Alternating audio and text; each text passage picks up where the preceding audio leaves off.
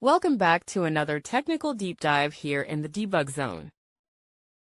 Today, we're tackling a big question and breaking it down with insights from other users. Hopefully, this clears up some misconceptions and helps you get the answer you need. So, buckle up, stay a little curious, and let's jump right in.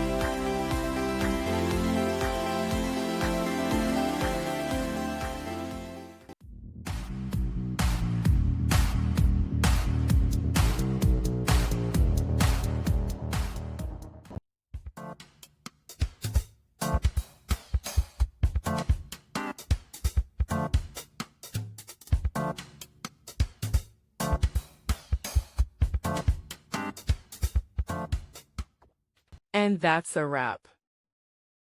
I hope you found the answer you were looking for. If you did, take a second to hit that subscribe button. It really helps out. And let me know in the comments which solution worked best for you. See you next time in the debug zone.